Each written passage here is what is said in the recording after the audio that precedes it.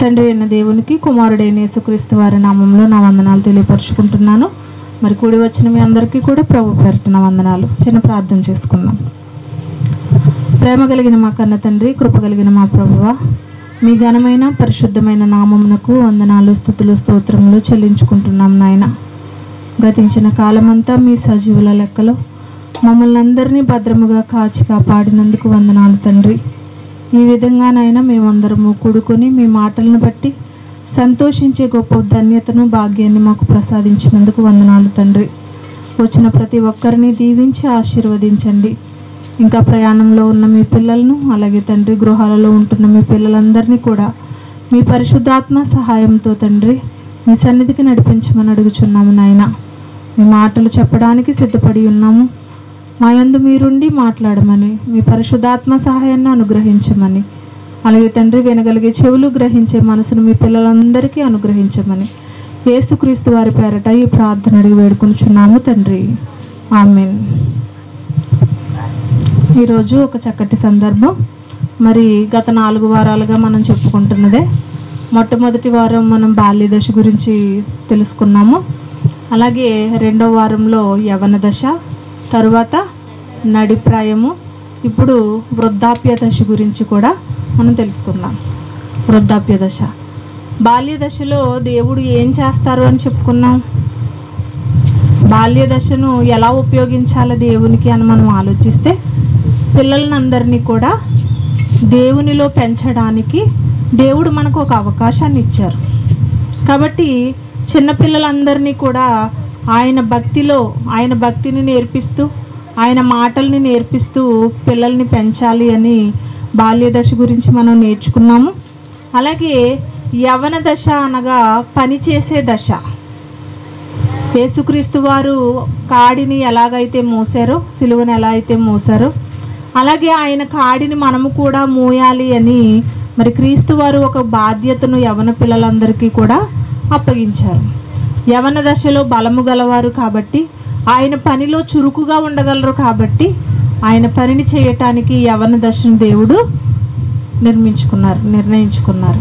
అలాగే నడిప్రాయ దశలో ఏం చెయ్యాలి అని మనం ఆలోచిస్తే, మరి ఉద్యోగాలని, వ్యాపారాలు అని ఇలాగా దేవుని పని చేయటానికి ఒకవేళ మనకి అవకాశం లేకపోతే, నడిప్రాయ దశలో దేవుడు చేయవలసింది ఏం చెప్పారు?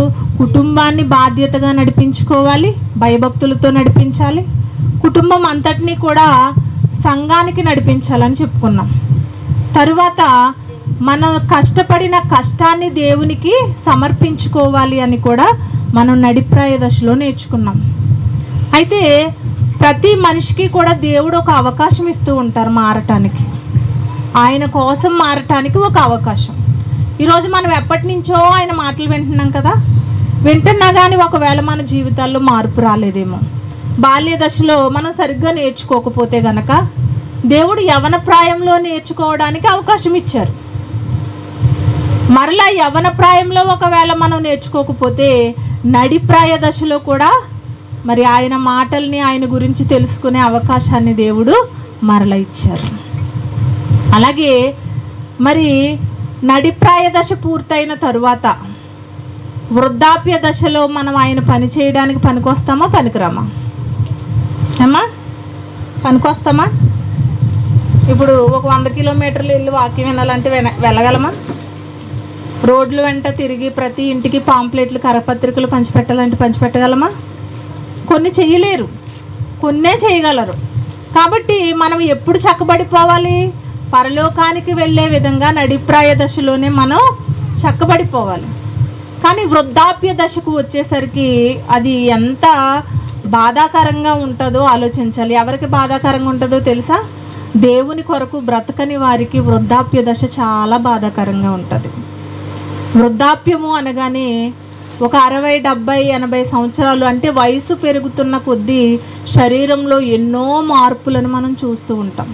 అవునమ్మా?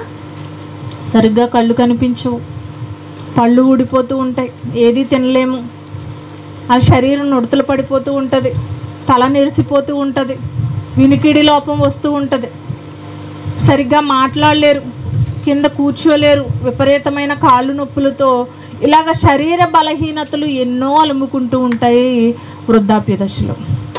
కానీ దేవుణ్ణి ఎరిగిన వారు కానీ వాక్యం తెలిసిన వారందరూ కూడా ధైర్యంగా ఎదురు చూస్తారు ఆయన దగ్గరికి వెళ్ళిపోవాలని. దేవునికి సమీపంగా వచ్చేసారు వృద్ధాప్య దశలో ఉన్నవారు. నిజంగా ఆయన కోసం బ్రతికేవారు ఎలా ఎదురు చూడాలో తెలుసా? నేను ఇంకా కొద్ది రోజుల్లో దేవుని సన్నిధికి చేరబోతున్నాను, ఆయన్ని చూడబోతున్నాను, ఆయన దగ్గరికి, ఆయన కౌగిట్లోకి నేను వెళ్ళబోతున్నాను అన్న ఆనందంతో మరణం కొరకు ఎదురు చూడాలి. కానీ ఇలా ఎదురు చూసే వాళ్ళు ఎవరైనా ఉంటున్నారమ్మా? ఉంటున్నారా? వృద్ధాప్య దశ అనగానే భయపడుతూ ఉంటారు చాలామంది. మరణానికి దగ్గర అయిపోతున్నాం మేము, మరి ఇంకా కొద్ది కాలానికి చనిపోతాము, మా కుటుంబాన్ని విడిచిపెట్టేయాలి, నా బిడ్డల్ని విడిచిపెట్టేయాలి, నా బంధువుల్ని విడిచిపెట్టేయాలి అని, నా భర్త, నా పిల్లలు అందరినీ విడిచిపెట్టి నేను వెళ్ళిపోవాలి అన్న భయం పట్టుకుంటూ ఉంటుంది. కానీ మరి దేవుని వాక్యాన్ని కలిగిన కుటుంబాన్ని గురించి మనం ఆలోచిస్తే ముందుగానే ఆ కుటుంబంలో ఉన్న పిల్లలకు కానీ, తల్లిదండ్రులకి కానీ, లేదంటే భార్యకు కానీ, భర్తకు కానీ ప్రతి విషయాన్ని నేర్పిస్తారు పెద్దవారు. నేర్పించిన తరువాత ఒకవేళ నేను లేకపోయినా కానీ మీరు ఉన్నతంగా దేవుని కోసం పెంచాలి, పిల్లల్ని పెంచాలి అని కొన్ని బాధ్యతలు అనేవి తమ పిల్లలకు అప్పగిస్తూ ఉంటారు. అని ఎంతమంది ఎంత ధైర్యంగా మరణం కొరకు ఎదురు చూసే వాళ్ళు ఎంతమంది ఉంటారమ్మా? కొంతమంది అయినా ఉంటారా? మరణాన్ని ఎవరు ఇష్టపడరు. జీవితం మీద వైరాగ్యం వచ్చి చచ్చిపోవాలి తప్ప మరణము అంటే ఎవ్వరూ ఇష్టపడరు. ప్రపంచంలో దేనినైనా ఇష్టపడొచ్చేమో కానీ మరణాన్ని మాత్రం ఏ ఒక్క మనిషి కూడా ఇష్టపడరు. కానీ దేవునికి సమీపం అవ్వబోతున్నాము, దేవుని దగ్గరకు వెళ్ళబోతున్నాము అని మనం సిద్ధపడిపోయి ఉండాలి. ఒకసారి మనం వృద్ధాప్య దశలో నెమరు వేసుకోవాలి. మన భక్తి జీవితం, మన వ్యక్తిగత జీవితం ఎలా ఉంది, మనం పాపాన్ని విడిచిపెట్టుకున్నామా అని జ్ఞాపకం చేసుకోవాలి. బాల్య దశలో నేను ఎలా ఉన్నాను, యవన దశలో నేను ఎలా ఉన్నాను, నడిప్రాయ దశలో నేను ఎలా ఉన్నాను, ఇప్పుడు నా పరిస్థితి ఎలా ఉంది అని ఆలోచించుకోవాలి. పాపాన్ని వదులుకున్నానా లేదా, దేవుని దగ్గరికి వెళ్ళటానికి, ఆయన సహవాసంలోకి నేను చేరిపోవటానికి సిద్ధపడి ఉన్నానా లేదా అని ఆలోచించాలండి. రక్షణను పొందుకున్నానా లేదా అని ఆలోచించాలి. దేవుని పట్ల విశ్వాసం ఉందా లేదా అని కూడా ఆలోచించాలి. మరి ఇవి ఆలోచిస్తారు ఎవరైనా? వృద్ధాప్య దశలో ఉన్నవారు వేటి గురించి ఆలోచిస్తూ ఉంటారు? చాలామంది నిద్రలో త్వరగా మెలకు వస్తే భయపడిపోతూ ఉంటారు. అవునా? భయపడుతూ ఉంటారు. ఎందుకు భయపడతారు? ఇంకా నా వయసు అయిపోతుంది కదా, రేపు ఉదయం అయితే నేను లేస్తానో లేవను, లేస్తే బ్రతుకున్నాను అన్న ఆలోచన వస్తూ ఉంటుంది. రేపు ఉదయం అవ్వగానే నేను లేస్తానా నాయనా అని అనుకుంటూ ఉంటారు చాలామంది, భయపడుతూ ఉంటారు. కానీ వాక్యం తెలియని వారు భయపడవచ్చు కానండి, వాక్యం తెలిసిన వారు, దేవునికి దగ్గరకు వెళ్ళిపోతాము అనుకున్న వారు ధైర్యముతో, ఆనందముతో ఎదురు చూడవలసిన పరిస్థితి. ఇంకా వృద్ధాప్య దశలో ఎలాంటి పరిస్థితులు ఉంటాయంటే, యవన దశ వరకు చాలా సంతోషంగా గడిచిపోయిన దశ, నడిప్రాయ దశలోకి వచ్చేసరికి కొన్ని బాధ్యతలు అనేవి మనల్ని చుట్టుముడుతూ ఉంటాయి. తరువాత వృద్ధాప్య దశ వచ్చేసరికి శరీరంలో ఎన్నో మార్పులు, అనారోగ్య సమస్యలు అనేవి తలెత్తుతూ ఉంటాయి. హాస్పిటల్కి వెళ్ళినప్పుడు డాక్టర్ చెప్తారు, మరి మేము ట్రీట్మెంట్ చేస్తున్నా కానీ ఆమె శరీరం సహకరించట్లేదు, అతని శరీరం సహకరించటం లేదు అని చెప్తారు. మెడిసిన్కి ఆమె శరీరం సహకరించటం లేదని చెప్తూ ఉంటారు. కాబట్టి తీసుకుని వెళ్ళిపోండి అని కూడా చాలా మాటలు మనకు వినిపిస్తూ ఉంటాయి. అయితే ఎందుకు ఇలా జరుగుతుంది అంటే, మనం అనుకుంటాము బ్రతికి ఉన్నంతకాలం ఆరోగ్యాన్ని కాపాడుకోవాలి అని ఇంట్లో ఎన్నో రెమెడీస్ని పాటిస్తూ ఉంటాం మనం. అవునా? ఉదయాన్నే కషాయాలు తాగటం అని, లేదంటే ఉదయాన్నే సూర్యరశ్మి దగ్గర కూర్చోవడం కానీ, లేదంటే కొద్దిసేపు వాకింగ్ చేయటం కానీ, ఇలాంటివి కొన్ని ఆరోగ్య సూత్రాలు అనేవి పాటిస్తాం. అవి కొంతవరకు ఉపశమనాన్ని ఇవ్వచ్చు, కొంతవరకు మాత్రమే. మరి తరువాత పరిస్థితి ఏంటి? ఒక్కటి ఆలోచించాలండి మనం. ఏంటో తెలుసా? ఇప్పుడు ఆరోగ్యం ఉన్నా లేకపోయినా వయసు ఉడిగితే మాత్రం ఖచ్చితంగా మరణం అనేది వస్తుంది. నేను సంపూర్ణమైన ఆరోగ్యవంతుడిని, నేను చిరకాలము జీవిస్తానని ఎవరు కూడా అనుకోవటానికి వీల్లేదు. ఎందుకంటే మరణము అందరికీ కూడా సంక్రమిస్తుంది. అందరికీ వచ్చేది మరణం. మనం ఆరోగ్యంగా ఉన్న ఏదో ఒక రోజు పండుటాకులా రాలిపోవాలి తప్ప, ఆరోగ్యం ఉంది కదా నేను బ్రతికేస్తాను ఎంతకాలమైనా అని అనుకోవటానికి మాత్రం లేదు. ఎప్పటికైనా చనిపోవాలి. కాకపోతే చనిపోయేటప్పుడు మన జీవిత పరిస్థితి ఎలా ఉందనేది ప్రతి ఒక్కరూ కూడా ఆలోచించుకోవాలి. చూద్దాం, ఒక మాటని చూద్దాం. చూడండి, మరి దావీదు గారు గురించి మరి వృద్ధాప్య దశలో ఆయన జీవితాన్ని ఎలా కాపాడుకున్నారో ఒక మాటను మనం చూద్దాం. రాజుల మొదటి గ్రంథము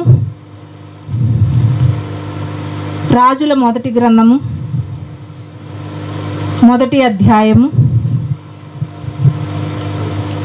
1-2 వచనాలు.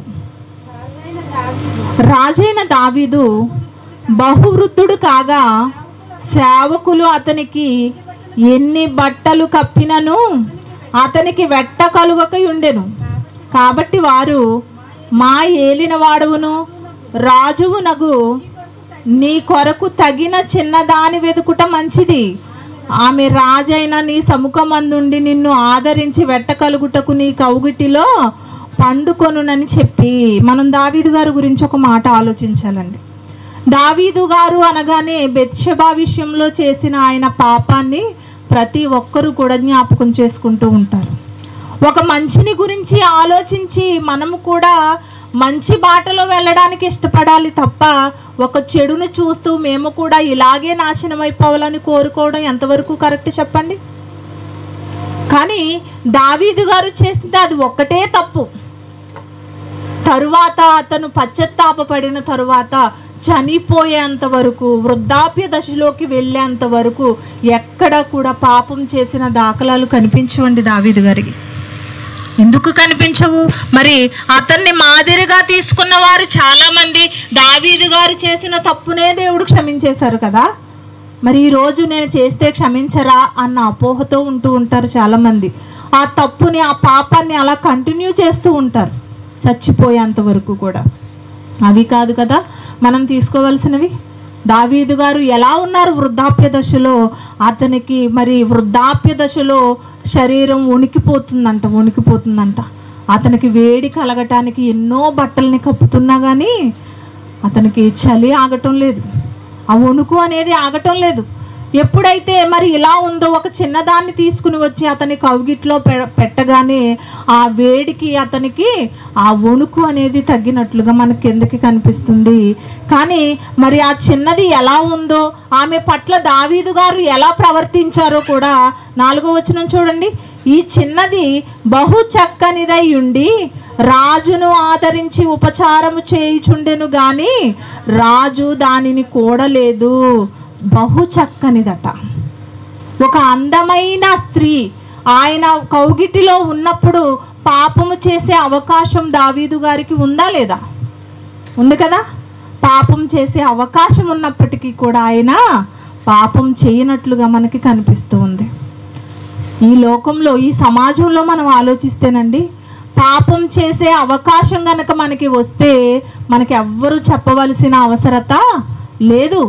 పాపము చేయటానికి ముందుగానే మనం పరుగులు పెడుతూ ఉంటాం. కానీ అలాంటి స్థితి ఇదిగో భక్తుడైన దావీదు గారు తీసుకోలేదు. ఒక్కసారి తప్పు చేసినందుకే నేను ఎంతో శిక్షణ అనుభవించాను, మరలా నేను చచ్చేంత వరకు అలాంటి పాపపు జీవితాన్ని నేను కలిగి ఉండకూడదు అని మరి దావీదు గారు కోరుకుని వృద్ధాప్య దశ వరకు కూడా ఆయన ఎంత చక్కగా అతని జీవితాన్ని కాపాడుకున్నారో మనం అర్థం చేసుకోవాలంటే, మరి ఇలాంటి దశకు వెళ్ళిపోయినప్పుడు మనం ఏమి నెమరు వేసుకోవాలంట? పాపాన్ని పోగొట్టుకున్నామా లేదా అనేది చూసుకోవాలి. దేవుడు ఒక్కొక్క అవకాశం ఇస్తున్నారు కదా, ఇంకా మనకి చాలా జీవిత దినాలు ఇచ్చారు కదా, ఇంకా బ్రతకొచ్చు కదా అనుకుంటాం మనం. కానీ ఏదో ఒక రోజు మన దీపం ఆరిపోతే మన పరిస్థితి ఏమైపోతుందో చెప్పండి. అందుకని ముందుగానే సిద్ధపడిపోవాలి. మనం ప్రతిరోజు కూడా చెక్ చేసుకోవాలి. చాలామంది పరీక్షలు రాస్తూ ఉంటారు కదా పిల్లలు. రాసినప్పుడు వాళ్ళకి మార్కులు చూపించేటప్పుడు పేపర్స్ ఇస్తూ ఉంటారు. స్కూల్లో పేపర్స్ ఇస్తారు. అప్పుడు నేను ఏది కరెక్ట్గా రాశాను, ఏది రాంగ్ రాశానని ప్రతి ఒక్కరు కూడా చెక్ చేసుకుంటారు. ఓహో, దీనిని బట్టి నా మార్కులు తగ్గినవా, దీనిని బట్టి నాకు మార్కులు వచ్చినాయా అని ప్రతి ఒక్కరు కూడా పరీక్షా పత్రాన్ని చెక్ చేసుకుంటూ ఉంటారు. అలాగే మన జీవితాన్ని కూడా వృద్ధాప్య దశకు వచ్చేసరికి దేవుడు ఏం చెబుతున్నారని మనం ఆలోచిస్తే, మీ జీవితంలో మీ పాపం ఉందా లేదో ముందు చెక్ చేసుకోవాలి. ఎందుకంటే దేవుడికి సమీపమయ్యే కాలం దగ్గర పడుతున్నప్పుడు ఎలాంటి అపవాదులు మన హృదయంలోకి లేకుండా చూసుకోవాలి. ఎలాంటి అపనిందలు మన హృదయంలో ఉండకూడదు, ఎలాంటి పాపపు జీవితం మనం కలిగి ఉండకూడదు. కాబట్టి మీరు పాపం విడిచిపెట్టుకున్నారా లేదా అనేది ముందు మీరు పరీక్షించుకోవాలి అని చెబుతున్నారు. తరువాత రక్షణలోకి వచ్చారా లేదా, క్రీస్తుని అంగీకరించి బాప్తిస్మం ద్వారా మేము దేవుని సన్నిధికి వెళ్తాము అని సిద్ధపడి ఉన్నారా లేదా అనేది కూడా దేవుడు గమనిస్తూ ఉంటారు. మనల్ని మనం పరీక్షించుకోవాలి. అలాగే ఎప్పటికీ కూడా విశ్వాసంతో ఉన్నామా లేదా అనేది కూడా మనం ఆలోచించాలి. వృద్ధాప్యంలో ఉన్నవారు నాకు విశ్వాసం ఉంది, నాకు ప్రేమ ఉంది, నాకు భయం ఉంది, దేవుని పట్ల భక్తి ఉంది అని చెప్పుకుంటూ ఉంటారు కదా. ఆ భక్తి, ఆ భయము ఎంతవరకు మనం కాపాడుకోగలుగుతున్నాం అనేది ఆలోచించుకోవాలి. ఎంతవరకు కాపాడుకోగలుగుతున్నాం? వృద్ధాప్యం వరకు, చనిపోయేంత వరకు కాపాడుకోగలుగుతున్నామా? అలా కాపాడుకుంటే మంచిదేనండి. మరి ఒకవేళ అలాంటి జీవితం కనుక మనకి లేకపోతే ఇంకా ఆ దశ దగ్గరికి వచ్చేటప్పుడు దేవుని దగ్గరికి వెళ్ళిపోతాం కదా, సిద్ధపడకపోతే అక్కడికి ఏ లోకానికి వెళ్ళిపోతాము అన్న భ్రమలో మనం ఉండిపోతాము. జాగ్రత్తగా మన జీవితాన్ని సరిచేసుకోవాల్సిన వారంగా ఉన్నాము. ఎందుకంటే వృద్ధాప్య దశలో ఏమీ చేయటానికి అవకాశం ఉండదండి. ఎలా ఉంటుందో తెలుసా మన పరిస్థితి? ఇప్పుడు నిజంగా 30 సంవత్సరాలు వచ్చేసరికి ఎవరికి ఆరోగ్యాలు ఉండటం లేదు. ఎలాంటి స్థితికి వెళ్ళిపోతున్నారు. అలాంటిది ఒక 40, ఒక 50, 60 సంవత్సరాలు వస్తే ఆ జీవితం బ్రతికే కంటే చచ్చిపోవటం మంచిది కదా అనిపిస్తుంది మనకి. చచ్చిపోవటం మంచిది కదా, ఎందుకు వచ్చిన బాధలు, ఈ శరీర బాధలు నేను భరించలేకపోతున్నాను అని ఆ టైంలో చచ్చిపోవాలనిపించే అంత పరిస్థితి వస్తూ ఉంటుంది. కాబట్టి ఉన్నంతకాలం ఆరోగ్యాన్ని కాపాడుకుంటూ దేవుని పనిలో ఉన్నతంగా మనం బ్రతకాలి. చూడండి, ప్రసంగి గ్రంథంలో ఎంత మంచి మాటలు చెబుతున్నారో చూద్దాం. ప్రసంగి గ్రంథము 12వ అధ్యాయము, ప్రసంగి గ్రంథము 12వ అధ్యాయము 3వ వచనాన్ని చూడండి. ప్రసంగి గ్రంథము 12వ అధ్యాయము 3వ వచనం. ఆ దినమున ఇంటి కావలి వారు వణుకుదురు, బలిష్ఠులు వంగుదురు. అంటే మరి మంచి యవన దశలో ఉన్నప్పుడు కానీ, నడిప్రాయ దశలో ఉన్నప్పుడు కానీ మన పనులు ఎలా ఉంటాయో, మన పరిస్థితులు ఎలా ఉంటాయో తెలుసు మనకి. ఎలా ఉంటాం మనం? లేడి పిల్లల్లా పరిగెట్టుకుంటూ వెళ్ళిపోతాం మనం, అవునా కదా? చక్కగా గంతులు వేస్తూ ఉంటాము. యవన దశలో ఎంత గొప్పగా మనం, ఎంత చురుకుగా మన మెదడు పనిచేస్తుందో మనకి తెలుసు. కాబట్టి యవ్వన దశలో ఎలా ఉంటున్నామో వాళ్ళందరూ వృద్ధాప్యం వచ్చేసరికి ఏమైపోతారట? ఇంటి కావలి వారు వణుకుదురు, బలిష్ఠులు వంగుదురు. బలమైన వారు కూడా ఒక దశ వచ్చేసరికి ఏమవుతారట? వంగిపోతారు, నడుము వంగిపోతుంది. కొంతమందికి కాళ్ళు రావు నడవాలి అంటే, వణికిపోతూ ఉంటారు, ఇలా గజగజ వణికిపోతూ ఉంటారు. వారికి బలం ఉండదు, వారి బలమంతా కూడా ఉడికిపోతుంది. కాబట్టి మనకి వృద్ధాప్య దశ వచ్చేసరికి ఎలా ఉంటారట? వంగుదురు. ఇంకా విసరువారు కొద్ది మంది ఒకట చేత పని చాలించుకొందురు. పని చేసేవారు కూడా పని కూడా చెయ్యలేని పరిస్థితిలోకి మనము వెళ్ళిపోతాం అన్నమాట. పని చేసే పరిస్థితి ఉండదు. ఇంకా పని చేయగలమా? వృద్ధాప్య దశలో పనులు చేయగలమా అండి? మన పని మనం చేసుకోవటానికి కూడా ఓపిక లేని పరిస్థితిలోకి మనం వెళ్ళిపోతూ ఉంటాం. ఎలాంటి స్థితి నుంచి ఎలాంటి దశకు చేరుకుంటున్నామో ఆ దశలో మనం ఉండాల్సినట్టుగా ఉండకుండా మరి దేవునికి అవిధేయులుగా బ్రతికితే గనక మన పరిస్థితులు ఎక్కడికి పోతున్నాయో అన్న సంగతిని మనం గమనించుకోవాలి. ఆ కింద అంటున్నారు, కిటికీల గుండా చూచువారు కానలేక ఎందురు. ఏం చేస్తారంట? కిటికీలో నుంచి వస్తామంట, కానీ ఎవరు వస్తున్నారో కనీసం గుర్తుపట్టలేనంత మసగబారిపోతాయట కళ్ళు. కళ్ళు మసకబారిపోతాయమ్మా. ఇప్పుడు చిన్నపిల్లలకి కూడా స్పెట్స్ పడిపోతున్నాయి. ఎందుకని? కళ్ళజోళ్ళు ఎందుకు పడుతున్నాయి? చిన్నపిల్లలకి కూడా తినే ఆహార పదార్థాల వల్ల సైడ్ ఎఫెక్ట్స్ అనేవి కళ్ళకి వచ్చేస్తున్నాయి. మసకబారిపోయి చిన్న చిన్న పిల్లలు కూడా కళ్ళజోళ్ళు పెట్టుకుని చదువుకునే దుస్థితికి వెళ్ళిపోయింది సమాజం. ఎవరికి కూడా ఆరోగ్యాలు ఉండటం లేదు. అలాంటిది వృద్ధ స్త్రీలు కానీ వృద్ధ పురుషులు కానీ వారి పరిస్థితి ఎలా ఉంటుందంట? వృద్ధాప్య దశలో కళ్ళు కనిపించని వారుగా మసకబారిపోయి ఉన్నట్లుగా వారి కళ్ళు ఉంటాయట. తిరుగటి రాళ్ల ధ్వని తగ్గిపోవును. ఇదేంటమ్మా? తిరుగటి రాళ్ళు ధ్వని తగ్గిపోవటం అంటే ఏంటి? ఎప్పుడన్నా గమనించారా? తిరుగటి రాళ్ళు అంటే ఏంటో తెలుసా? మన నోటిలో ఉన్న పళ్ళు, 32 పళ్ళు ఉన్నాయి కదా మన నోటిలో. ఈ 3 రకాల పళ్ళు ఉంటాయి ఇందులో. ఒకటి కొరుకు దంతాలు, ఇవి కోర దంతాలు, ఇవి నమల దంతాలు, విసర దంతాలు, 4 రకాలు ఉంటాయి. ముందు కొరుకుతారట, తర్వాత పీకుతారు కోరపళ్ళుతో, తర్వాత నములుతారు.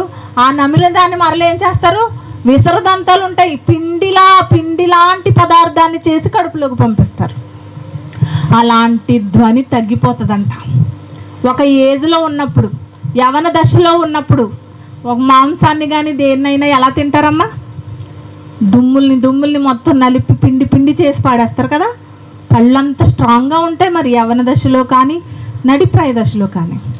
మరి వృద్ధాప్య దశ వచ్చేసరికి ఆ నమిలే పరిస్థితి ఆగిపోతుందట. తిరగటి రాళ్ల ధ్వని తగ్గిపోతుంది. నమలలేరు.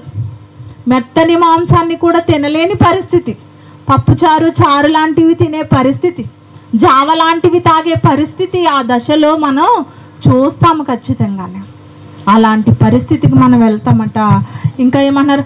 వీధి తలుపులు మూయబడును, పెట్ట యొక్క కూతకు ఒకడు లేచును. పెట్ట యొక్క కూతకు లేవటం అంటే పొద్దున్నే కోడిపుంజ అరుస్తుంది కదా. ఇప్పుడైతే వినటం లేదు కానీ చిన్నప్పుడు 6 బయట పడుకుంటే చక్కగా 3, 4 ఆ సమయంలో కోడి కూసేదండి. చాలా హాయిగా ఉండేది దాని స్వరం ఆ టైంలో కూయటం వల్ల. మరి ఈరోజు అలాగేమన్నా ఉంటుందా? చక్కగా అన్ని తలుపులు వేసుకుని ఏసీలు వేసేసుకుని పడుకుంటున్న బయట ఏం జరుగుతుందో, ఎంత టైం అవుతుందో, సూర్యుడు వచ్చి వెళ్ళిపోయాడో కూడా తెలియటం లేదు. ఎలాంటి స్థితికి వెళ్ళిపోతున్నాం చూసారా? బయట వాతావరణం ఎలా ఉందని కూడా తెలియటం లేదు. ఉదయాన్నే లేచి బయటకు వస్తాం, రాత్రంతా వర్షం పడిందా అనిపిస్తుంది మనకి. కరెంటు పోయిందా అనిపిస్తుంది. ఎందుకంటే ఇప్పుడు కరెంటు పోయినా పెద్ద తేడా ఉండటం లేదు. చక్కగా అందరికీ ఇన్వర్టర్స్ ఉన్నాయి, సోలార్ సిస్టమ్స్ ఉన్నాయి, అన్నీ ఉపయోగించుకుంటున్నారు. కాబట్టి బయట ఏం జరుగుతుందో అనేది ఎవరికి కూడా తెలియటం లేదు. కానీ పెట్ట యొక్క కోతకు ఒకడు లేచును అంటే వృద్ధులు ఎప్పుడు లేస్తారమ్మా? ఎప్పుడు లేస్తారు? యువకులు, యవనస్తులు వీళ్ళైతే, పిల్లలు వీళ్ళైతే ఎన్ని గంటలకు లేస్తారు? స్కూల్ ఉంటే 8 గంటలకు లేస్తారు, స్కూలు కాలేజ్ ఉంటే. అదే స్కూలు కాలేజ్ లేకపోతే 10, 11, 12 కూడా అయిపోద్ది మనం లేపకపోతే. అలాంటి స్థితికి వెళ్ళిపోతూ ఉంటారు. కాబట్టి వృద్ధ స్త్రీలు మాత్రం, వృద్ధ పురుషులు మాత్రం, అంటే వృద్ధాప్యంలో ఉన్నవారు ఏ టయానికి లేస్తారు అంటే కోడి కూసే టయానికి లేచిపోతారంట వాళ్ళు. కోడి కూసే టయానికి, ఆ టైంలో లేవటం చాలా ఆరోగ్యకరం అండి నిజంగానే. కానీ మనమేమో ఆ టైంలో పడుకుంటాం. వాళ్ళు లేచే టైంలో పడుకుంటాం. మనం నైట్ అంతా ఫోన్లతోటే ఉంటాం. మనం ఫోన్ ఏమన్నా నైట్ అంతా ఏమన్నా ఎరగదీసేస్తున్నామంటే అది ఏముండదు. చక్కగా ఫోన్ ఎదురుగుండా పెట్టుకుంటాం, అలా స్క్రోల్ చేస్తూ ఉంటాం, ఏవో ఒక వీడియోస్ వస్తూ ఉంటాయి, చూస్తాం. టైం చూసేటప్పటికి 3, 4 అయిపోతుంది. ఆ టైంలో ఫోన్ పక్కన పెట్టి పడుకుంటాం. ఆ టయాన్ని, కోడి కూసే టయాన్ని, లేవవలసిన టైంలో పడుకుంటున్నారండి ఇప్పుడు. తెలుసండి? సరైన నిద్ర లేదు. ఎలాంటి పరిస్థితికి వెళ్ళిపోతుందో చూడండి. పెట్టె యొక్క కోతకు ఒకడు లేచును, సంగీతము చేయు స్త్రీలు, నాదము చేయువారు అందరూ నిశ్శబ్దముగా ఉంచబడుదురు. ఇప్పుడు చక్కగా పాటలు పాడుతూ ఉత్సవంగా ఉంటారు కదా, దేవుని సన్నిధిలో పాటలు పాడుతూ గెంతులు వేస్తూ ఉన్నవారు కూడా నిశ్శబ్దం అయిపోతారు. మాట రాదు, వాయిస్ రాదు. పాడాలి అంటే వాయిస్ రాదు. ఎలాంటి పరిస్థితి ఉంటుందంటే నిజంగా పాడాలి అన్న ఆసక్తి ఉన్నా కానీ మరి నోరు రాని పరిస్థితికి ఆ రోజు ఉంటుంది. అలాంటి రోజు మనకి వస్తుంది అని దేవుడు ముందుగా చెప్తున్నారు.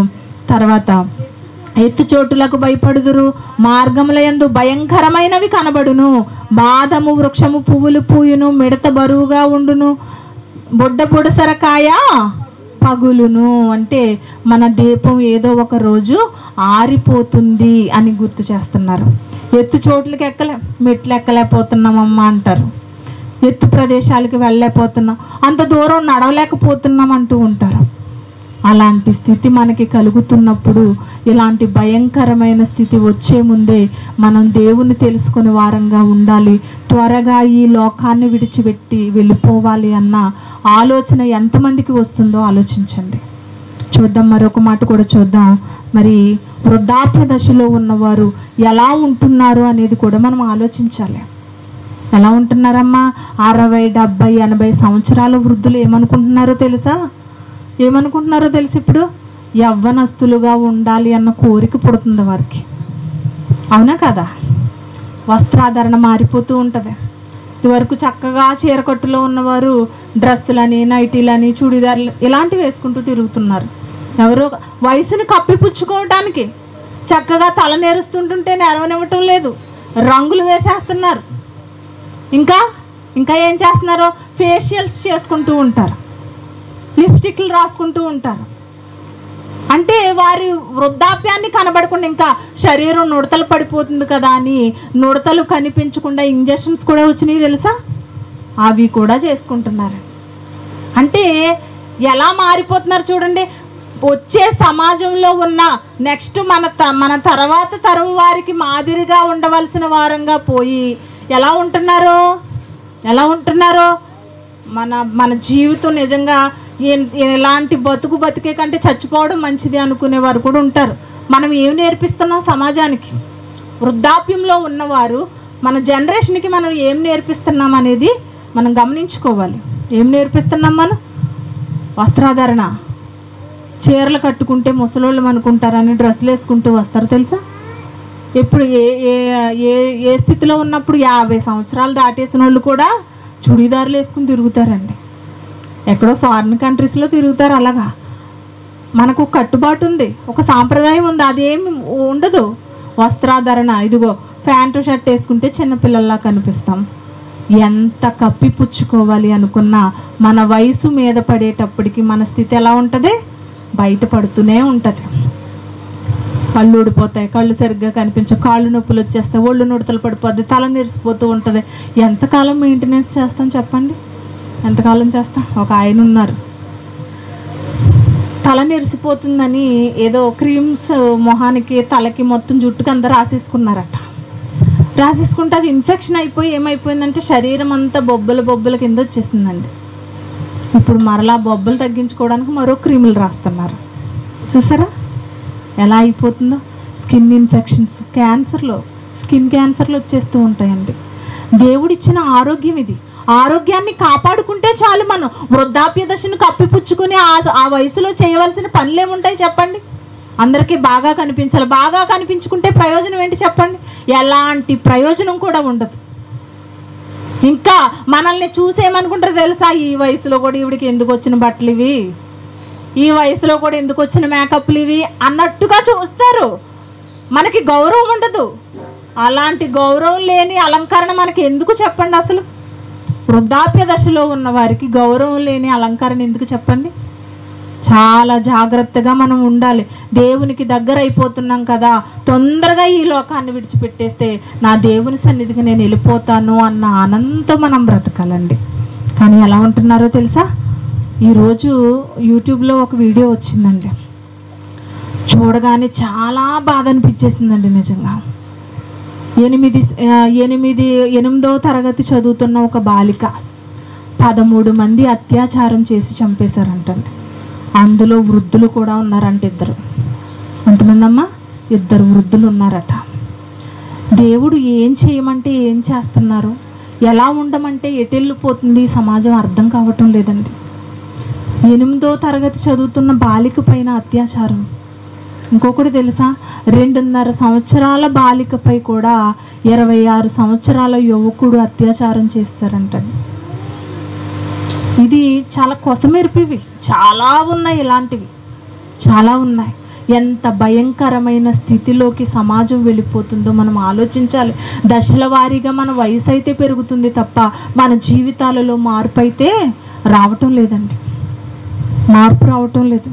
ఎప్పటికీ మారుతాం మనం, ఎప్పటికీ దేవుని దగ్గరికి వెళ్తాం. నేను అవకాశం ఇచ్చాను కదమ్మా, నేర్చుకునే అవకాశాన్ని ఇచ్చాను, పని చేసే అవకాశాన్ని ఇచ్చాను, పనికి సహకరించే అవకాశాన్ని ఇచ్చాను. ఇంకా వృద్ధాప్య దశకి వచ్చేసిన తరువాత మరొక అవకాశం మనకు ఉండదు. ఇంకా వృద్ధాప్య దశ తరువాత మరొక అవకాశం ఉండదు. చచ్చిపోయి వెళ్ళిపోవడమే తప్ప ఇంకొక అవకాశం ఇవ్వండి నాయనా, నేను బ్రతికి చూపిస్తానన్నా మనం గోజాడిన దేవుని కాళ్ళ ఏళ్ళ పడిన మరొక అవకాశం అనేది మనకి ఉండదు.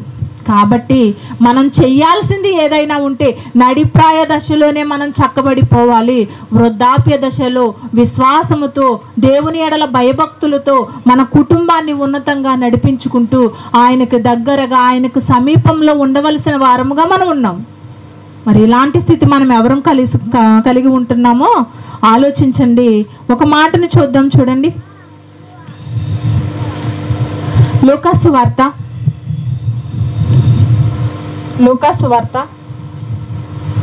2వ అధ్యాయము. లూకాసు వార్త 2వ అధ్యాయము 25-26 వచనాలు చూడండి.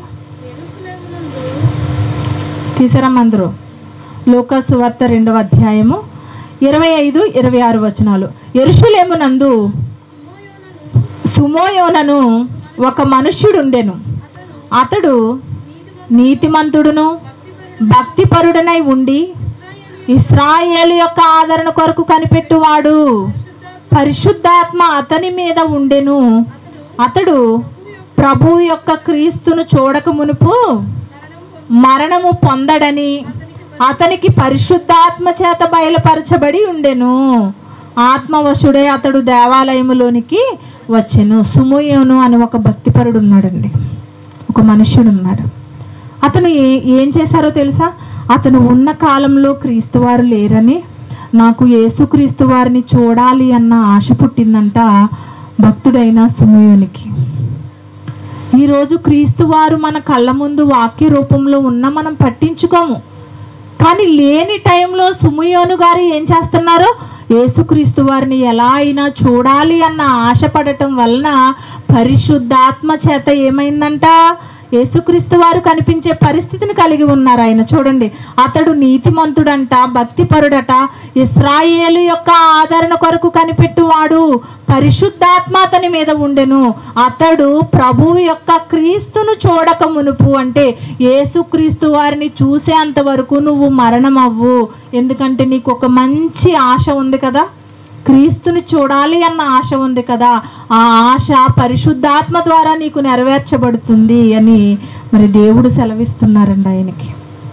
ఎలాంటి ఆశ ఉందో చూసారా? వృద్ధాప్య దశలో సుమోయోను గారికి ఎలాంటి ఆశ ఉందమ్మా? క్రీస్తు వారిని చూడాలి అన్న ఆశట. పరిశుద్ధాత్మ పూర్ణుడై క్రీస్తు వారిని చూసే శక్తిని మరి సుమోయోను గారు పొందుకున్నారు. అంటే మనకే ఆశలు ఉంటాయండి? వృద్ధాప్య దశలో ఉన్న వారికి ఎలాంటి ఆశలు ఉంటాయి? ఎక్కువ చాదాస్తంగా ఉంటారండి, అవునా? చాదాస్తం ఎక్కువగా ఉంటుంది వృద్ధాప్య దశలో ఉన్నవారికి. అంటే చాదాస్తము అంటే ఏంటి? ఒకలాంటి మొండితనం కదా. అదిగో నేను ఇలా అనుకున్నానంటే అలాగే జరగాలి, అది ఏమైనా తేడా జరిగిందంటే నేను అస్సలు ఒప్పుకోనని అనుకుంటాం, నేను అన్న మాటే నెరవేరాలి అని కోరుకునేవారు కూడా చాలామంది ఉంటారు. కానీ వాక్యాన్ని కలిగిన వారు అలా ఉండరండి. వాక్యాన్ని కలిగిన వారు అలా ఉండరు. ఏది మంచో ఏది చెడో తెలుసుకుంటారు, ఏది కావాలో ఏది వద్దో తెలుసుకుంటారు, దేనికోసం ఎదురు చూడాలో దేనికోసం ఎదురు చూసే అవకాశం వండుకోకుండా ఇలాంటివి కోరుకుంటూ ఉంటారు. కానీ చాలామంది ఇప్పటి వరకు మనం పురుషుల గురించి మాట్లాడుకున్నాం అనుకున్నాం కదా, స్త్రీలు ఏమన్నా తక్కువ తిన్నారా? స్త్రీలు ఎలా ఉంటారమ్మా? స్త్రీలు ఎలా ఉంటారు? కొండెకత్తులు, బింకములాడువారు, భేదములు, కలహములు పుట్టించేవారు. స్త్రీలు, వృద్ధ స్త్రీల్లో కూడా ఇలాంటి వారు ఉన్నారట, కలహాలు పుట్టించేవారు. చూడండి, మరొక మాట కూడా చూడండి. లూకాసు వార్త 2వ అధ్యాయము 37వ వచనం. మరి ఈ స్త్రీమూర్తిని గురించి మనం ఆలోచిస్తే ఆమె ఎంత గొప్పగా తన భక్తి జీవితాన్ని వృద్ధాప్య దశలో కాపాడుకుందో మనకు అర్థమవుతుంది. లూకాసు వార్త 2వ అధ్యాయము 37-38 వచనాలు.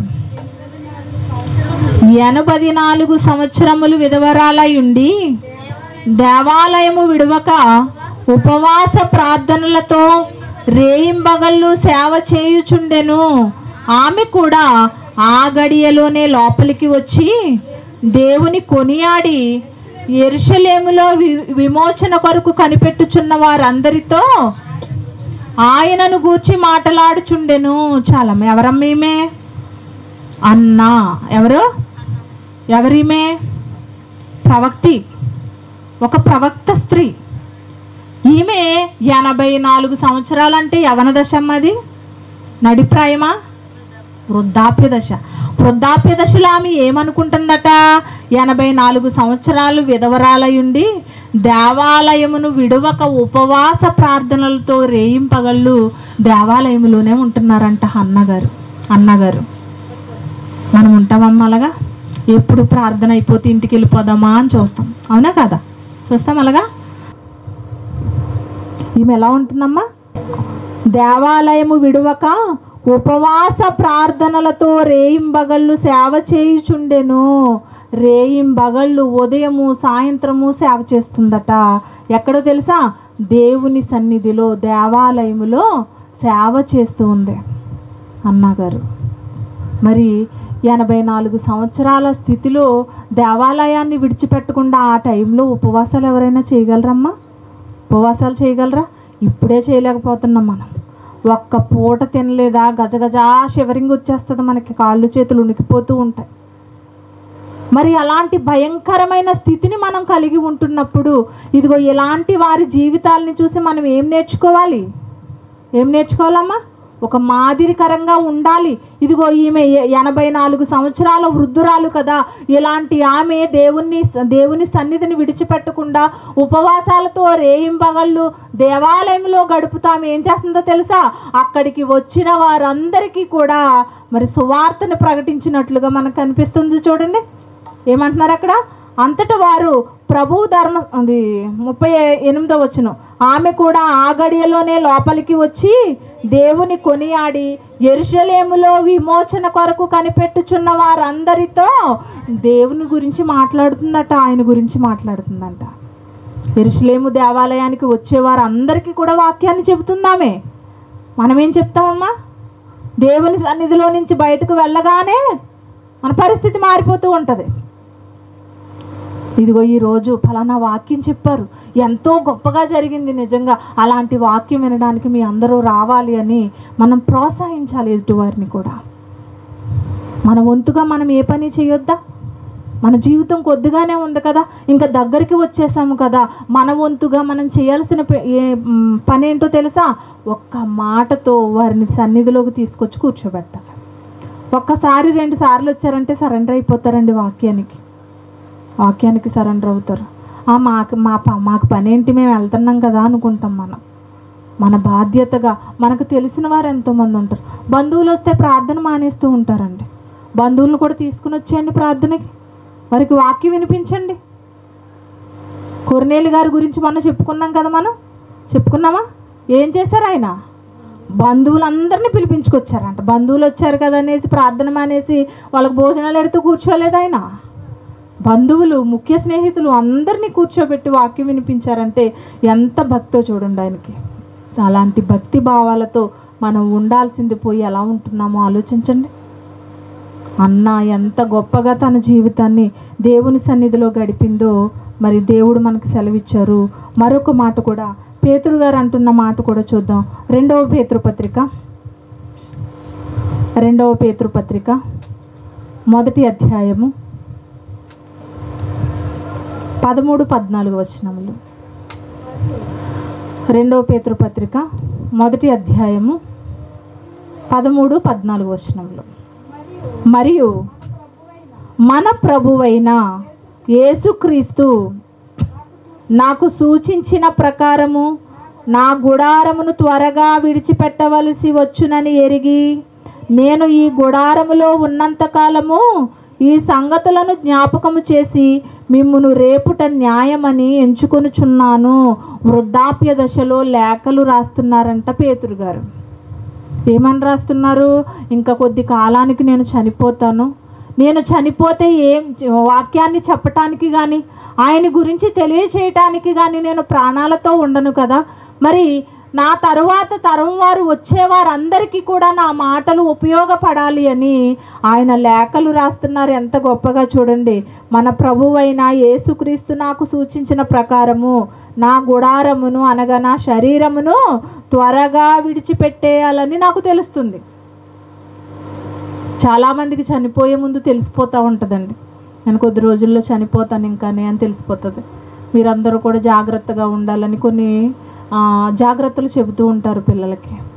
ఇక్కడ పేతురు గారు కూడా నేను ఇంకా చనిపోబోతున్నాను, నా గుడారాన్ని నా శరీరాన్ని విడిచిపెట్టాల్సిన సమయం ఆసన్నమయ్యింది, కాబట్టి నేను నా శరీరాన్ని విడిచిపెట్టే ముందు మీకు ఒక సందేశాన్ని నేను ఇవ్వబోతున్నాను. ఏంటంట, నేను ఈ గుడారములో ఉన్నంతకాలము ఈ సంగతులను జ్ఞాపకము చేసి మిమ్ముని రేపుట న్యాయమని ఎంచుకొనుచున్నాను. నేను మృతి పొందిన తరువాత కూడా మీరు నిత్యము వీటిని జ్ఞాపకము చేసుకున్నట్లు జాగ్రత్త చేతును. అంటే చూసారా ఎంత ముందు చూపో పేతురు గారికి. ఆలోచించండి, వృద్ధాప్య దశలోనంట నేను ఏదో ఒక రోజు నా శరీరాన్ని విడిచిపెట్టి వెళ్ళిపోయిన తర్వాత కూడా నేను రాసిన ప్రతి మాటను కూడా మీరు జ్ఞాపకం చేసుకోవాలి అని పేతురు గారు చెప్తున్నారు. ఎలాంటి భక్తి భావాలతో ఉన్నారో భక్తులు మనం ఆలోచించాలి. మన భక్తులు మనకేం భక్తి ఉంది చెప్పండి? వృద్ధాప్య దశ వచ్చిందంటే చేయటానికి ఇప్పుడున్న సమాజంలో ఇప్పుడున్న ఆహార పదార్థాలతో మనం ఎలాంటి పని కూడా చేసే పరిస్థితులు మనం ఉండటం లేదు ఇప్పుడు. కాబట్టి నడిప్రాయ దశలోనే పరలోకానికి వెళ్ళటానికి 100% అవకాశాలు దేవుడు మనకి ఇచ్చారు. కాబట్టి అప్పుడే మనం సంపాదించేసుకోవాలి. మరి అలాగా ఉంటున్నామో మనం? పరలోకాన్ని దక్కించుకునే వారముగా ఉంటున్నామో, లేదంటే వృద్ధాప్యంలో ఇంకా నేను ఏమీ చేయలేను అని దేవుణ్ణి విడిచిపెట్టేసే వారముగా ఉంటున్నామో ఆలోచించుకోవాలి. మనం విడిచిపెట్టేస్తారమ్మా వృద్ధాప్య దశలో? ప్రార్థనకి రాలేరు, నడవలేరు, కూర్చోలేరు, దేవుని మాటలు వినబడవు, వినలేరు, వినికిడి లోపం వచ్చేస్తూ ఉంటుంది, కళ్ళతో చూసి వాక్యాన్ని చదవలేరు, నోటితో పాట పాడలేరు, కాళ్ళతో నడిచి రాలేరు. మొత్తం శరీరం అంతా కూడా బలహీన పడిపోయిన తర్వాత దేవుని పనికి ఎలాగ కూడా సహకరించము. మన పాస్టర్ గారు ఎప్పుడూ చెప్తూ ఉంటారు, తాటిపండు ఉపమా చెప్తారు. తాటిపండు గురించి ఉదాహరణ ఏంటమ్మా? ఒకసారి చెప్పినట్టున్నాను మీకు. ఏం చేస్తాము? తాటిపళ్ళు మనకి పల్లెటూరులో దొరుకుతాయి కదా. ఇప్పుడు వచ్చే కాలం తాటిపళ్ళ కాలం, వర్షాకాలం. ఈ వర్షాకాలంలో తాటిపళ్ళని ఏం చేస్తారంటే చక్కగా ముగ్గిపోయి పడిన కాయల్ని కాల్చుకుని ఆ పైన పొట్టంతా తీసి ఆ లోపల గుజ్జంతటిని కూడా చక్కగా ఆస్వాదిస్తూ తింటారు. అవును కదా, మీ అందరికీ తెలుసు కదా. ఆస్వాదిస్తూ ఉంటారు. అందులో మూడు టెంకలు ఉంటాయి అనుకుంటా. ముగ్గురు 3 టెంకలు తీసుకుంటారు. ఇది నాది ఇది నాది అని కొట్టుకుంటూ ఉంటారు. అవునా? కొట్టుకుంటుంటారు కదా. కాబట్టి ఇలా దాన్ని తీసుకోవడానికి ఒకరికొకరు దెబ్బలాడుకుని అది ఏదోలాగా తీసుకుని తినేయాలని చక్కగా చాలా ఇష్టంగా తింటారు. చాలా ఇష్టంగా తింటారు కదా తాటిపళ్ళని. ఒక్కొక్కరు అయితే ఎలా తింటారు దాన్ని? తెల్లగా ముగ్గు బుట్టలా తయారు చేసేస్తారు. అంటే చిన్న రసం కూడా ఉండదు అసలు. మా తాతయ్య గారు ఏం చేసేవారంటే అండి, చెరుకు ముక్కలు తీసుకొచ్చేవారు. మాకు వాటిని వాటి పొట్టు తీయడము రాదు, వాటిని తినడం కూడా మాకు సరిగ్గా రాదు.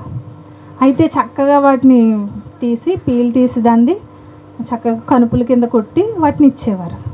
వాటిని మేము ఏం చేసేవాళ్ళం, కొంచెంగా తిని ఏం చేసేవాళ్ళం అంటే వదిలేసేవాళ్ళం. దాన్ని వదిలేసి మా తాతయ్య గారు చాలా పిసినారండి.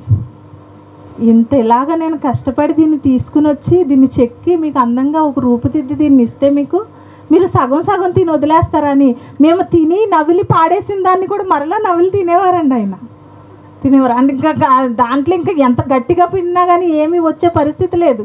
అలా తింటారండి కొంతమంది.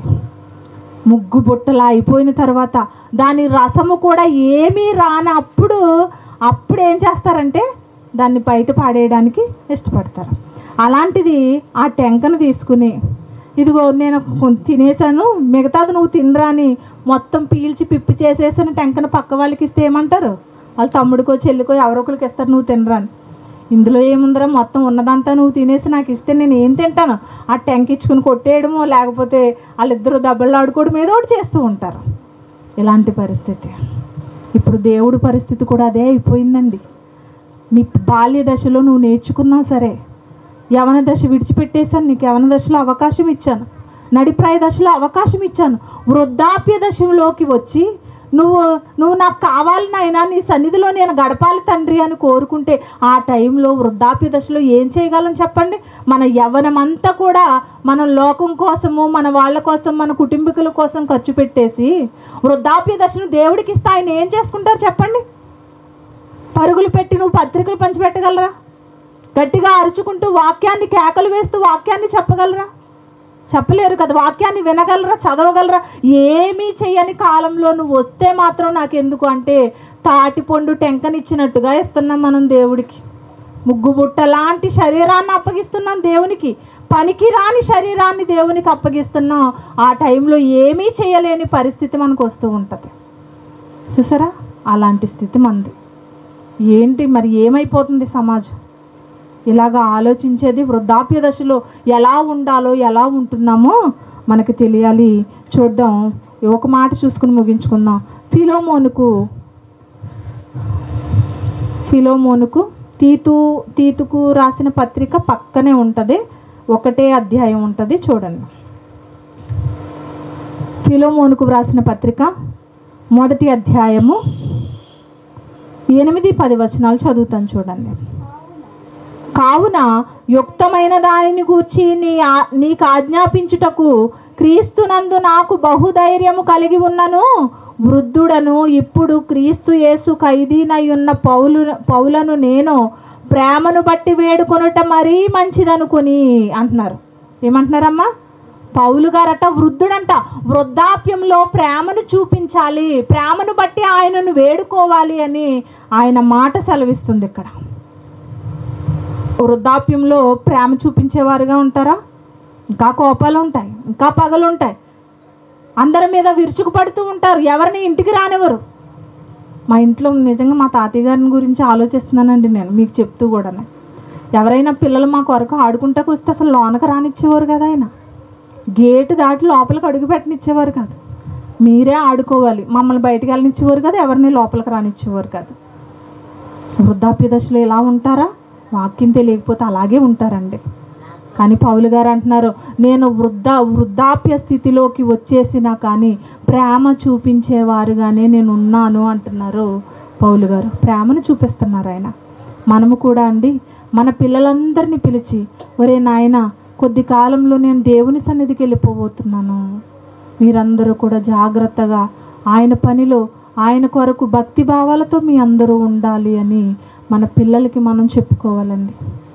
ఇవేమీ కాకుండా ఏం చెప్తాం మనం పిల్లలకి ఏం చెప్తాం? ఆస్తుల్ని పంచిపెట్టడమా? ఇదిగో వీడు బతుకున్నంత కాలం నన్ను సరిగ్గా చూసుకోలేదు కాబట్టి వాడికి నేను ఏమి ఇవ్వటం లేదని వెళ్ళిపోతారు చాలామంది. వృద్ధాప్య దశలో మనం ఆస్తులు కాదండి అప్పగించటం. యేసుక్రీస్తు వారు ఏమిచ్చారు శిష్యులకి? వాక్యం ఇచ్చి వెళ్ళిపోయారట. మనము కూడా మరి ఇన్ని దశల్ని మనం దాటుకుంటూ వచ్చాము కదా, మరి ఆ స్థితి, చచ్చిపోయే ఆ స్థితి వచ్చేటప్పుడు మన భక్తి జీవితాన్ని ఎంత గొప్పగా కాపాడుకోవాలో ఇంకా ఆ టైంలో చేయటానికి ఏమీ ఉండదండి. కాబట్టి వృద్ధాప్య దశలో మనం ఏమీ చేయలేము కాబట్టి ముందుగానే మనం సిద్ధపడిపోవాలి అన్న ఆలోచన మనకి రావాలి. ఇంకా మనకి ఆశలు ఉండకూడదు, కోరికలు ఉండకూడదు. జీవితం మీద ఒక వైరాగ్యంతో మనం బ్రతకాలి. బ్రతికినంతకాలము కూడా ఆయన కొరకే బ్రతకాలి తప్ప ఇంకా ఆశలు కోరికలతో మనం బ్రతికాము అంటే దేవునికి దూరం అయిపోతామండి మనం. చివరిగా ఈ మాట చూడండి, తీతుకు రాసిన పత్రిక 2వ అధ్యాయము 2వ వచనం చదువుతున్నాను చూడండి. తీతుకు రాసిన పత్రిక 2వ అధ్యాయము 2వ వచనం. ఎలాగనగా వృద్ధులు, మితానుభవము గలవారును, మాన్యులను, స్వస్థబుద్ధి గలవారును, విశ్వాస ప్రేమ సహనములయందు లోపము లేని వారై ఉండవలెను. స్వస్థబుద్ధి ఉండాలట, విశ్వాసం ఉండాలట, ప్రేమ ఉండాలట, సహనం ఉండాలట. ఇవన్నీ ఉండి లోపము లేని వారుగా ఉండాలంట వృద్ధాప్యంలో ఉన్నవారు. ఏ లోపము లేని వారుగా ఉండాలంట. ఎందుకంటే మనకి ఇంకొక అవకాశం లేదు కదా. వృద్ధాప్య దశలో ఉన్న వారికి మరొక అవకాశం దేవుడు ఇవ్వటం లేదు. కాబట్టి ఈ దశలోనే దేవుని సన్నిధికి మనం వెళ్ళిపోవాలి. కాబట్టి ఆ వెళ్ళిపోయే ముందు మన భక్తి జీవితం ఎలా ఉంది అనేది మనం ఆలోచించాలి. అందుకే అంటున్నారు చూడండి, స్వస్థ బుద్ధి గలవారు విశ్వాసము, ప్రేమ, సహనములు యందు లోపము లేని వారుగా ఉండాలి అట. అలాగుననే వృద్ధ స్త్రీలు కొండె కత్తులను మిగుల మద్యపానాసక్తులనే ఉండక ప్రవర్తన యందు భయభక్తులు గలవారై ఉండవలెననియు. ఎలా ఉంటున్నారంట వృద్ధ స్త్రీలు? ఎలా ఉంటున్నారమ్మా? కొండె కత్తులుగా ఉంటున్నారట. అంటే జగడాలు పుట్టించేవారు, కొండెపు మాటలు చెప్పేవారు. అది వాళ్ళు ఎలాగంట అలాగంట ఏళ్ళు ఎలాగంట అని ఎదుటివారి గురించి మనం చాడీలు చెప్తాం కదా. అది వృద్ధ స్త్రీలందరూ కూడా, వృద్ధాప్యంలో ఉన్నవారు అందరూ చోటు కూర్చుని వాడు ఇలా అంట కదా, వాడు ఇది చేశాడంట కదా, వాడు అక్కడికి వెళ్ళాడంట కదా అని ఇలాగ ఆరాలు తీస్తూ ఉంటారు. అవన్నీ కూడా మీకు తగవు అంటున్నారు దేవుడు. అలాంటివి మీరు చెయ్యొద్దు అంటూ ఆ కిందకి ఏం మాట్లాడుతున్నారు? మీరు మిగుల మద్యపానాసక్తులనై ఉండక. ఇది ఎంత విచిత్రంగా ఉంది చూడండి. ఇప్పుడైతే విచిత్రం కాదులేండి. మద్యపానాసక్తులుగా కూడా ఉంటారంటే ఎవరు? పురుషులు కాదమ్మా, స్త్రీలంట. మా ఇంట్లో ఒక ఆమె ఉంటారండి, ఒక పని ఆమె ఉంటుంది. చక్కగా పని అంతా అయిపోయిన తర్వాత ఇంటికి వెళ్ళిపోయి ఫుల్గా తాగేస్తుందంటండి. వాళ్ళ కొడుకు ఆమె కూర్చుని ఫుల్గా తాగేస్తుందట. మళ్ళీ ఉదయాన్నే ఏం అరగనట్టుగా పని చేయడానికి వస్తుంది. ఆ మందు తాగినప్పుడు ఆమె చిందులు చూడాలి నిజంగానే. అమ్మో, ఆడవాళ్ళు మగవాళ్ళు తేడా లేకుండా తాగేస్తున్నారండి. ఎక్కడికి తీసుకెళ్ళిపోతాం? అసలు ఈ శరీరం మీద మనకు రైట్స్ లేవు తెలుసా అండి? మనకు హక్కు లేదు తెలుసా? మనకి ఏ హక్కు లేకుండా ఎలా పాడు చేస్తున్నామో చూడండి. అనవసరమైన ఆహార పదార్థాలను ఎక్కిస్తూ ఉంటాం, తినకూడనివన్నీ తింటూ, చేయకూడని పనులన్నీ చేస్తూ శరీరాన్ని నాశనం చేసేస్తున్నాము. గమనించాలి మనందరం. ఎలా ఉంటున్నారు? మద్యపానాసక్తులనై ఉండక ఎలా ఉండాలో వృద్ధ స్త్రీలు చెప్తున్నారు. ప్రవర్తన యందు భయభక్తులు గలవారై ఉండవలెననియు దేవుని వాక్యము దూషింపబడకుండునట్లు. దేవుని వాక్యం ఎలా ఉండాలంట? దూషింపబడకుండునట్లు. అంటే ఇప్పటి వరకు మనం నేర్చుకున్నాం కదా, వాక్యాన్ని నేర్చుకున్నాం కదా, భయభక్తులు నేర్చుకున్నాం కదా. ఇప్పుడు మనం ఎలా ఉండాలట? ఎలా ఉండమంటున్నారు ఇక్కడ? దేవుని వాక్యము దూషింపబడకుండా. అంటే మన ప్రవర్తనను చూసి ఎదుటివారు వాక్యాన్ని కించిపరిచేటట్టుగా మన జీవితం అనేది ఉండకూడదు. ఉండలవుద్దమ్మా? మనల్ని చూసేయమంటారు, మన ప్రవర్తన చూసి ఫుల్గా తాగేస్తుంది, లేకపోతే చుట్ల కాలుస్తూ ఉంటుంది, లేదంటే అదిగో పలానా వాళ్ళకి వెళ్ళి తగాదాలు పెట్టేస్తూ ఉంటుంది. ఇలాంటి ఆమె దేవుని సన్నిధికి వెళ్ళి ఏమి నేర్చుకుంటుంది అని తిట్టుకుంటూ ఉంటారమ్మా, తిట్టుకుంటూ ఉంటారు. కాబట్టి ఎదుటివారు మన మాట అనిపించుకోకుండా ఉండాలి అంటే మన పిల్లలు మనల్ని చూసి ఏం నేర్చుకుంటారో? ప్రార్థనకి వెళ్తుంది కానీ మార్పు లేదు, భక్తి లేదు, మంచి జీవితం లేదు ఏమి, కానీ తిట్టుకుంటూ ఉంటారు. మన పిల్లలకి ఏం పాఠాలు నేర్పిస్తున్నాం మన ప్రవర్తన బట్టి చెప్పండి. మనం అందరము ఎలా ఉండాలి? మద్యపానాసక్తులనై ఉండకూడదట. ఎలా ఉండమంటున్నారు?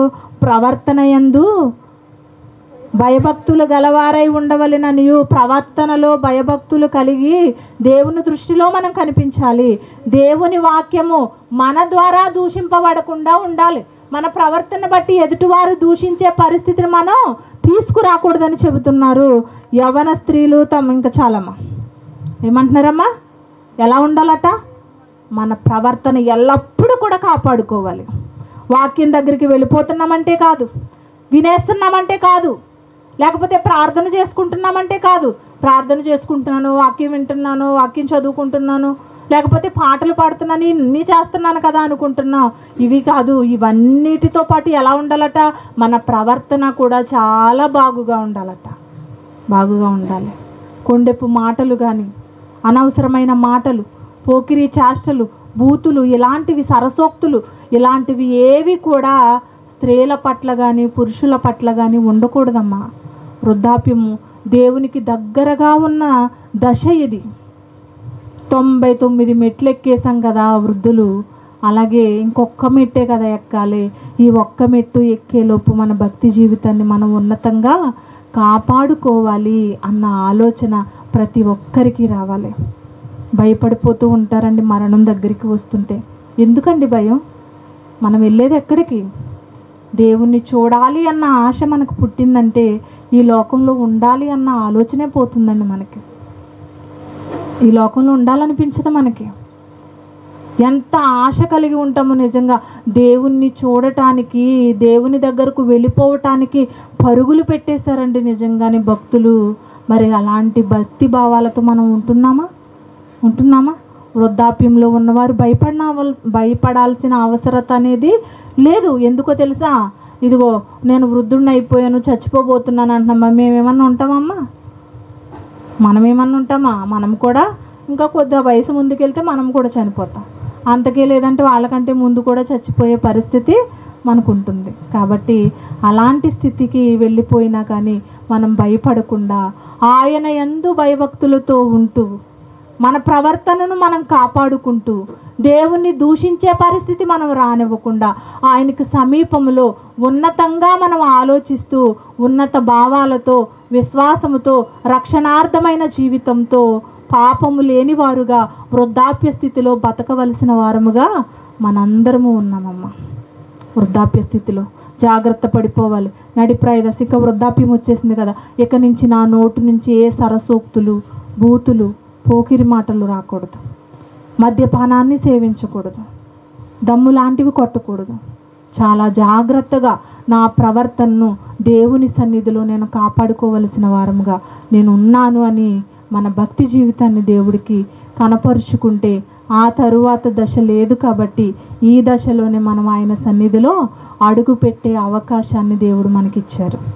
కాబట్టి ఈ స్థితి దాటితే గనక ఇంకా టైం ఉంది కదా అనుకోవద్దు. టైం లేదమ్మా, మనకి టైం లేదు. ఎప్పుడు ఎలా చచ్చిపోతామో తెలియదు. కాబట్టి చాలా జాగ్రత్తగా మన భక్తిని మనం కాపాడుకోవాలి. ప్రార్థన చేసుకుందాం. ప్రేమ కలిగిన మా కన్న తండ్రి, కృప కలిగిన మా ప్రభువా, మీ ఘనమైన పరిశుద్ధమైన నామమునకు వందనాలు, స్తుతులు, స్తోత్రములు చెల్లించుకుంటున్నాం తండ్రి. ఇదిగో నాయన, ఎంతవరకు తండ్రి చక్కటి మాటలు మా ద్వారా పలికించినందుకు వందనాలు తండ్రి. ఇదిగో నాయన, వృద్ధాప్య దశలో ఉన్నవారు తండ్రి ఎలాంటి స్థితిలో ఉంటున్నారో నాయన, ఎంత దౌర్భాగ్యపు స్థితిలోకి వెళ్ళిపోతున్నారో తండ్రి. ఇదిగో నాయన, మీ మాటల ద్వారా మాకు సెలవిచ్చి ఉన్నారు తండ్రి. అలాగే నాయన, సేవకులైన వారు, ప్రవక్తలైన వారు, భక్తులైన వారు తండ్రి వృద్ధాప్య దశలో ఎలా ఉన్నారో నాయన మేము చూసాం నాయన. పేతురు గారు తండ్రి ఆయన రాసిన లేఖలను తండ్రి తరువాత తరము వారికి ఉపయోగపడాలి అన్న గొప్ప సంకల్పంతో మీ కుమారులు ఉన్నట్టుగా మేము చూస్తున్నాము నాయన. అలాగే తండ్రి ఇదిగో నాయన, పౌలు గారిని చూసినట్లయితే ప్రేమ చూపించేవారుగా వృద్ధాప్య స్థితిలో ఆయన కనిపిస్తున్నారు.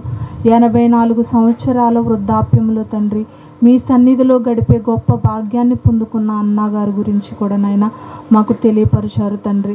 ప్రతి ఒక్కరము విన్న మాటలను బట్టి తండ్రి ఈ మాటల్ని విడిచిపెట్టకుండా మీ కొరకు ఉన్నతంగా బ్రతికే వారముగా మేమందరము ఉండటానికి మరి ఒక వారాన్ని మాకు అనుగ్రహించి మరిన్ని మంచి సంగతులతో మేము కలుసుకునే ధన్యతను ప్రసాదించమని, ఇంకా జరగబోయే కార్యక్రమం అంతటిలో మీ కాపుదల, మీ కృపను అనుగ్రహించమని యేసుక్రీస్తు వారి పేరట ఈ ప్రార్థన సమర్పించుకుంటున్నాము తండ్రి. ఆమెన్. అందరికీ వందనాలండి.